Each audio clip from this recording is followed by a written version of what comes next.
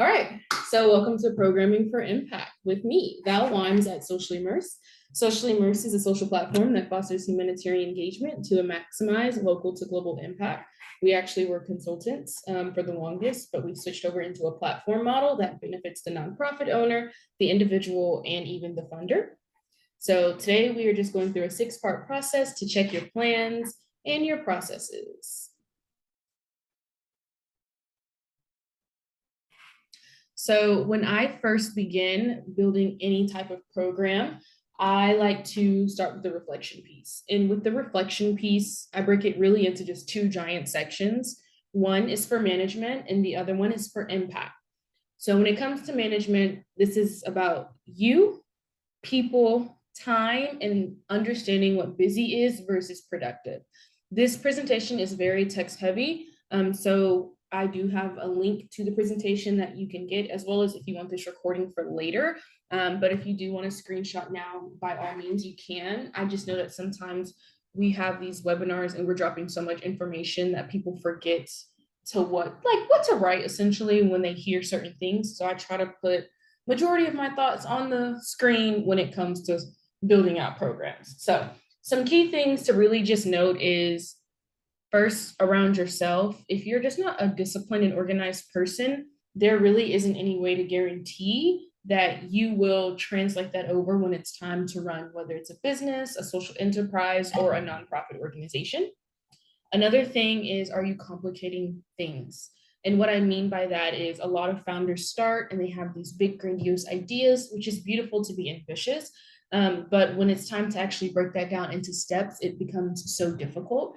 And in one instance, I've had a client in the past who received a big grant and they wanted to use this money to help nonprofits pay for interns in the realm of the industry that they were in. They didn't know if they had to start a whole nonprofit in order to do this. And it was just very stressful. And she was ready just to shut down until I came in and let her know, like, no, we can break this down and make this at no cost to you. So what we did is she provided the grant to nonprofits who had to apply in order to receive the interns. So she had 2 separate applications, one for nonprofits, one for interns. She led a week-long training for the interns so that they can get involved. And then she had a training for the nonprofits, made sure that they were actually aware and prepared to take on the intern, dispersed the money out to the nonprofits, and gave them a schedule on when to disperse out to the interns over the summer. That made it more attainable. She got to see her vision and she did not have to start a whole nonprofit to do that. It was just a simple CSR program. So definitely, if you're building out something, figure out how you can do it simple and particularly at no cost or at just a very, very low cost. When managing people, you also need to be aware of your retention rate. How often are people coming back? A way to get people to come back is really focus on just engagement and incentives. You also want to look at where you're just sourcing people from, because if you don't think that those who are showing up for you are doing a good job, then it could be where you're getting them from. Please do know like what you need in advance from them and think about stuff like presentation, making sure that you're providing the information that they need, that they can access it easily. I love to just keep everything organized in a Google Drive. I have a getting started file, which has things like manuals, documents I have them sign, NDAs, agreements, logos, color schemes, SOPs, which stands for standard operation procedures, because I rather you have everything that you need right there versus coming to me or also just being in a predicament where you can't answer or you're just lost. I definitely believe that everyone should have trainings, no matter if you are a remote team or not. There should always be some type of trainings. Business etiquette, make sure that's on point and up to your standards. You'll be surprised how many people do not know how to send an email correctly.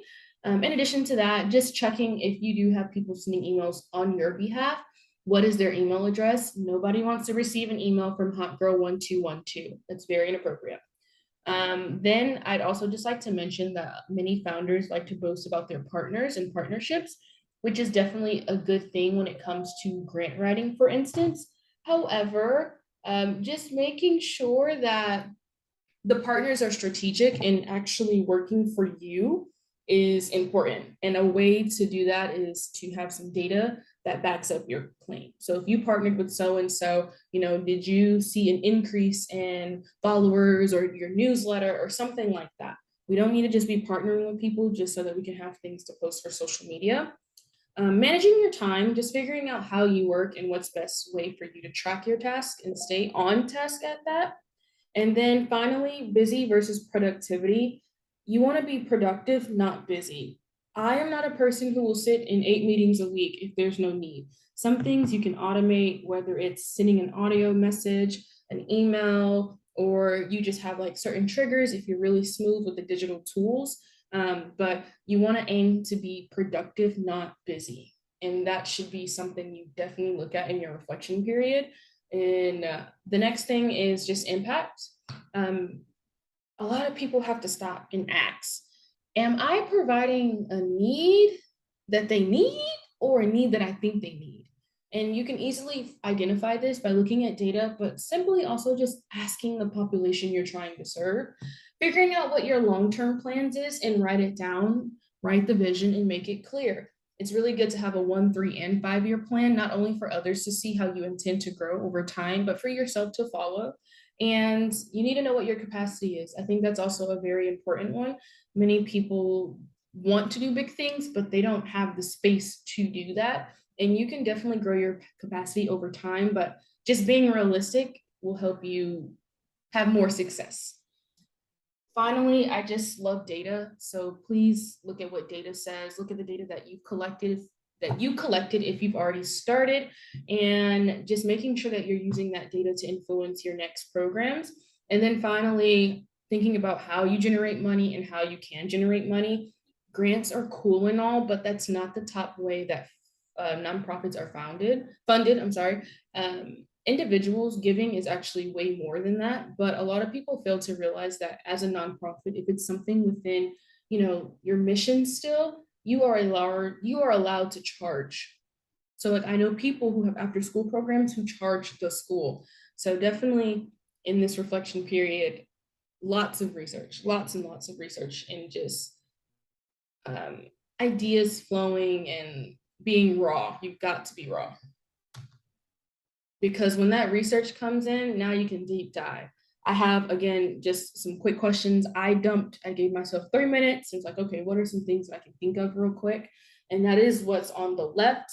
A lot of things that are just beneficial on this list, but I think one of the biggest is how much does it cost per person to run the program?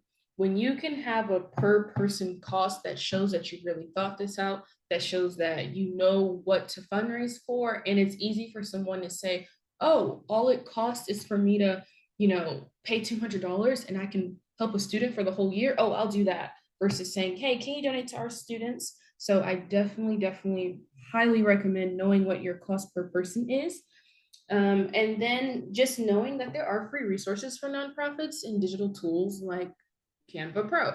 Canva Pro is free to use. So just taking some time out to research what those are, because it may be very beneficial for your programming. And on the right side here, we just have some areas that can help out with research. So Google, and I put /Ecosia. Ecosia is also just a browser, but it's a more social impact browser because they plant trees like after every 20 to 40 searches. But Google is your best friend. Any idea or thought or question that may come to mind, just type it out on Google. A lot of people do not know how to Google. Then there's this thing called Open University. It has so many just random classes from all types of industries that could be beneficial. Also, Google EDU free classes in a bunch of universities like Ivy Leagues, to include Stanford, who's not the Ivy League, but the Ivy League of the West, has many free classes that you can take or audit, just like on edX. And auditing a class is basically just tuning in digitally and not receiving a grade. But you still can do the homework if you want, which I recommend, so that you can really ensure that you're taking in the information. If you are doing something with children and youth, the Annie E. Casey Foundation is really big. Many people pull reports from them. Think tanks, university research centers, the UN website, and then this is a hyperlink. It's literally called the top 21 free online journal and research databases. It's an article by Scribendi.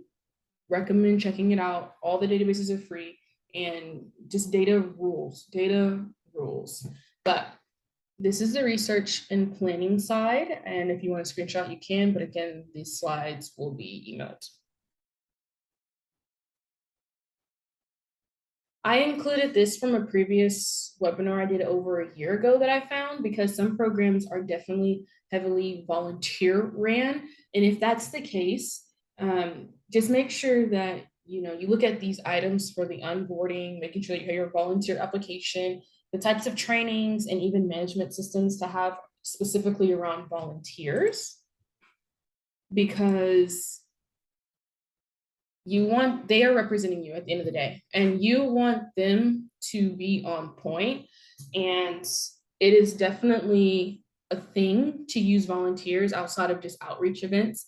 I mean, Big Brothers Big Sisters, the whole year commitment idea of having that mentorship twice a month between the adult and the child, that is fully volunteer led. So if you don't use volunteers in those ways, just know that it's definitely possible to have people volunteer for yearly long commitments, 6-month assignments.